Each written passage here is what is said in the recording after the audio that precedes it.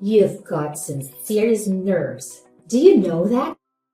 Honestly, where do you get off? I want you to tell me exactly why I'm not allowed back at my own parents' house. And just when did you move in there and start living with them? Huh.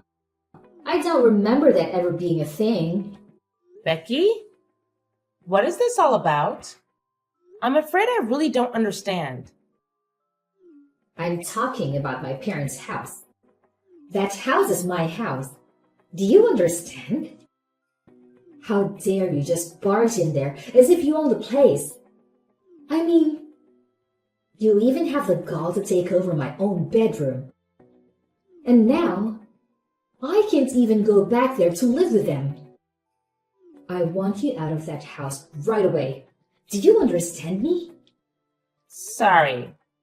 So you're wanting to move back in with your parents right now? Is that what's going on? But I thought that you moved to New York last spring, right? You said the last family dinner about how you had found some really great job and they were going to put you up out of there, right?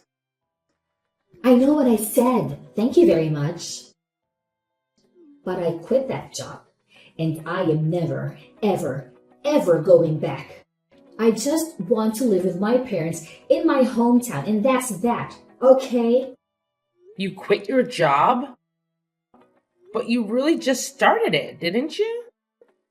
I know that I just started it, but I didn't like it one bit, and I hate New York City. Why do you think I'm coming back and wanting to move back in the first place? But imagine my shock when I find out that you and my brother have moved in with my parents since I moved out. I don't ever remember telling you that you were allowed to live there or use my room, Sarah. I want to move back there because what's the point of paying rent in some place when you can just live with your parents and not have to worry about anything? Oh, Becky, I'm really sorry. I thought that Nikki would have told you that we were moving in already. But yeah, we all agreed to do this after you moved out for your job in the big city. Well, now I'm moving back. So you and Nikki can go ahead and pack up all your things because you both are moving out. So leave and give me back my room already.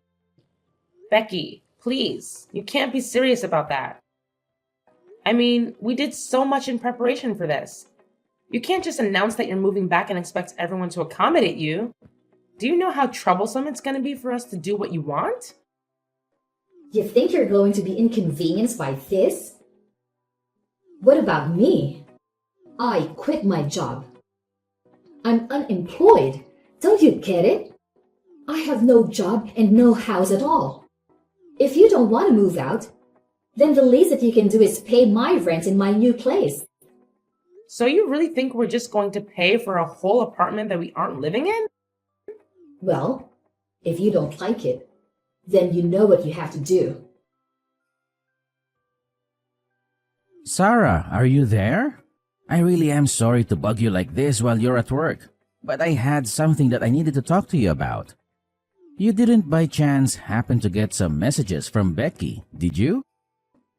Oh, yes. We were actually just talking to each other not that long ago. And if you must know, she told me that she was going to be moving back in and that she wanted us out of the house. I can't believe that she would do something like this. She's being so ridiculous. Sarah, I am so sorry that you're having to deal with this. My sister has never really been good at not getting her way. I'll say. I mean, I was pretty surprised when she started sending me those messages. She can't honestly expect us to just pack up and leave at the drop of a hat like this, right? I thought that she was just so excited to start her job in New York. I have no idea what happened or what made her want to come back. I know it really is all so sudden. I actually just heard about it from Becky right now and even I'm floored. I didn't even see this coming at all. I remember when she told everyone about the job, she was so excited that she was never going to come back home ever. She said that she was going to be a city girl from then on out. That's why your parents came to us in the first place. They thought that this would be a chance for them to spend more time with their eldest son. But I had no idea that we would have such a short time to live in the house before being asked by Becky to leave. I know what you mean. Something must have happened that really disillusioned her with whatever it was that was posted in New York in the first place. I really did think that this was something that she wanted to do though, so I wonder what must have happened. Do you have any idea what it could have been about at all? She was excited to leave, but now she seems so desperate to come back. Well, the thing about Becky is that around these parts, she's really smart and beautiful, right? She was actually always talking ever since she was little about wanting to go to the big city and make it big. But I guess that maybe she was just intimidated by how many kinds of different people there are in a place like that. Maybe she realized that her smarts and looks wouldn't take her as far as they had here, and she got a bit intimidated. Or maybe there was something about the job that just made her really want to quit and come home. You really think that's what it could have been? That she just got her ego bruised a little? I really have no idea what it is with her. But I guess now that she's made up her mind, do you think you can move out of the house, maybe? Wait, what? Nikki, please tell me you're joking, right? Of course I'm not just going to move out of the house. That's ridiculous. I literally got a new job just so you and I could move out here together, remember?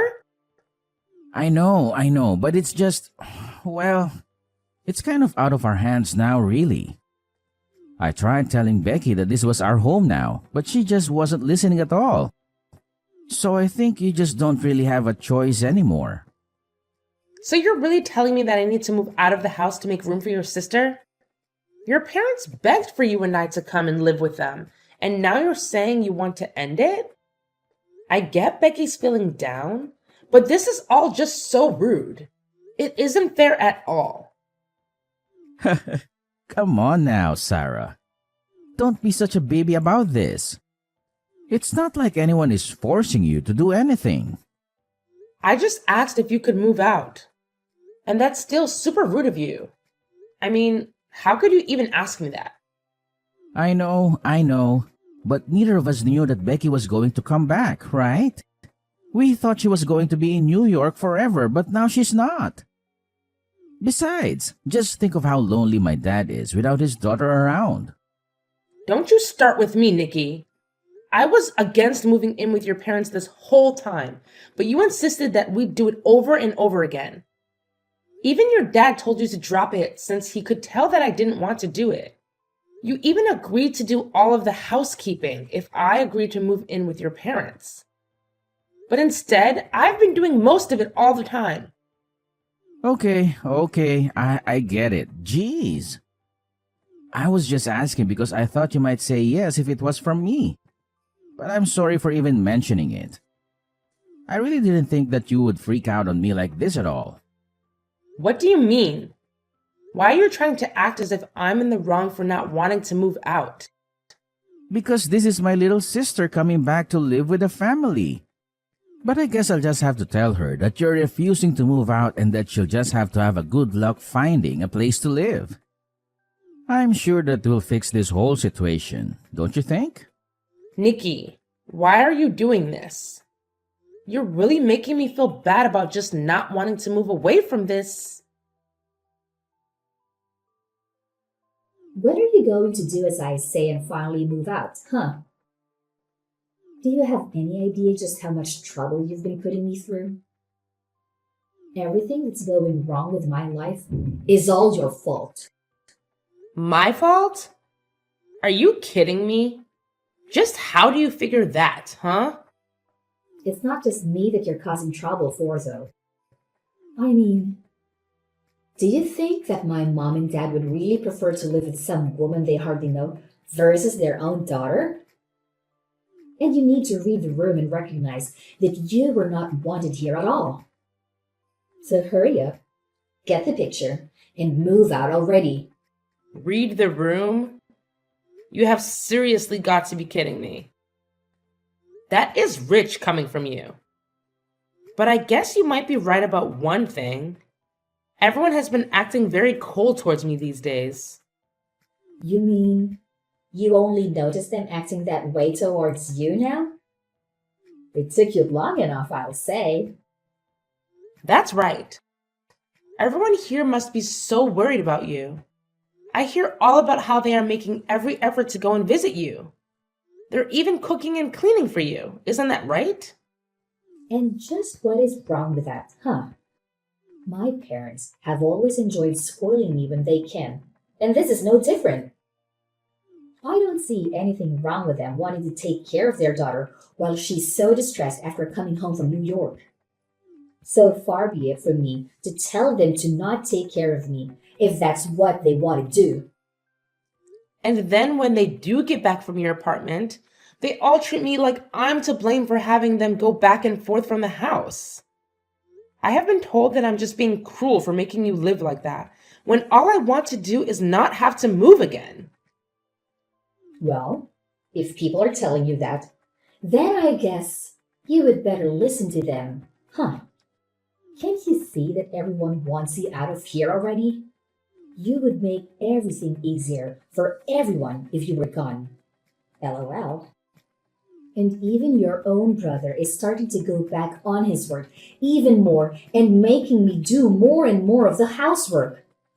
And even though he's cooking for me as well, I've been getting more and more instant noodles, and that's it. You know, your dad won't even look me in the eye anymore. Nikki said that none of this is going to stop until I've moved out. I don't have any other friends in this family at all.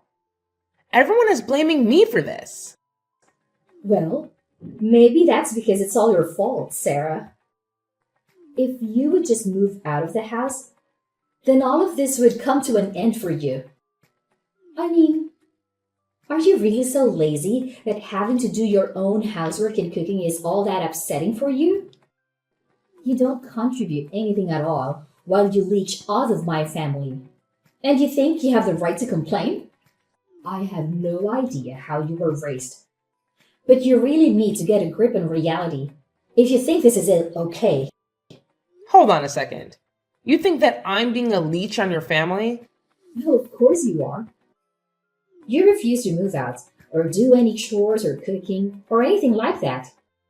Meanwhile, you eat the food in our house, sleep in a bed under their roof. What else do you call that but a leech? And everyone knows it too because you're sucking off of everyone. When are you going to wake up and realize that nobody wants you? You have no idea what you're talking about at all. I have no idea why everyone is being so cruel to me. I am sick and tired of your complaints. Just shut up and leave already. I mean, why haven't you moved out? Oh, don't worry. I'm going back to my parents' house right now. I can't deal with this any longer. Well, good riddance, I say. It's about time you left my family alone. LOL. And now that you're finally gone, I get to go back to my life with my family. But I'll never get back the time that you stole from me. At least, I'll be able to rest and relax without having to worry about you ever coming back. I just hope that you've taken all your stuff with you. Oh, don't worry about that. In fact, if I were you, I would start cleaning up your apartment to make room for your family. Just what is that supposed to mean? Why in the world would I need to get my apartment ready for my family? I'm going to live with them, remember? Except that I'm actually in the process of selling your house right now.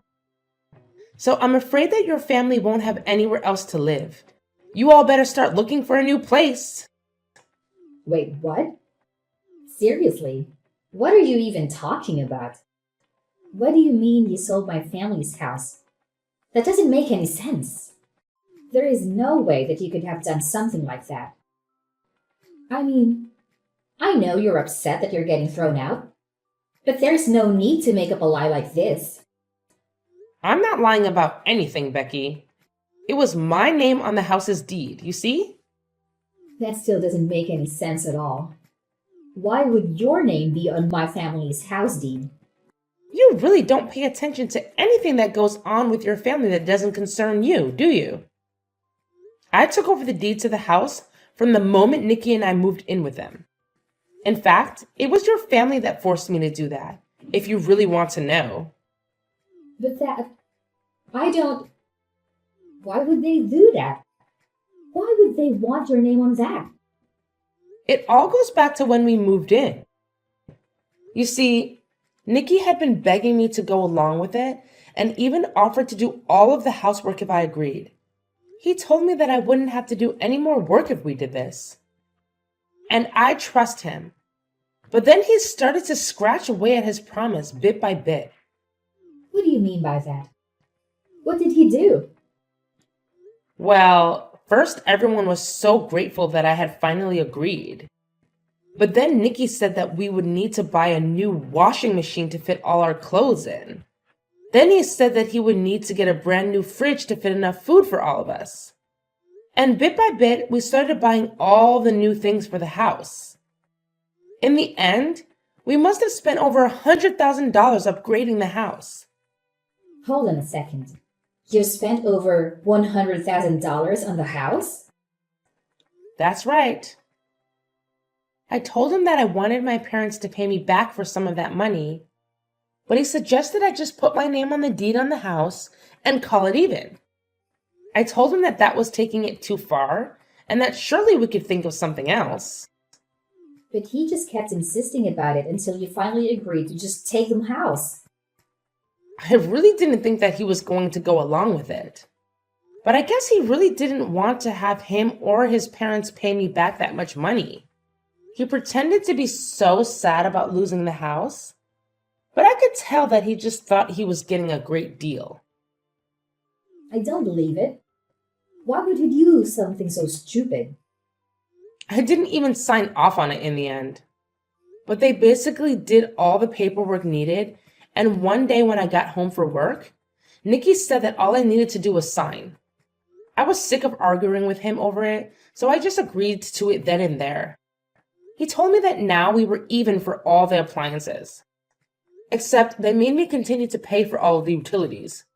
I've even been the one buying groceries for everyone. I don't believe it. I don't know what to say. I had no idea that you were already paying so much for everyone this whole time. Not only that, but then Nikki started to make me do more and more of the housework. So I had to pay more and do more around the house, all while I was still going to work.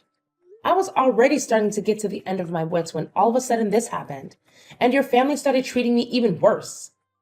But when I realized that no one was going to stand up for me anymore, I knew what I had to do.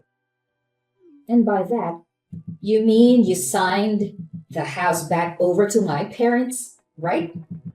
Oh no, nothing like that at all. Hey, Sarah. Just what the heck is going on here, huh? I just heard from Becky that you told her that you were selling our house. What's the matter with you? If you really wanted to move out permanently, you should have just given us the house back. You don't have to sell it.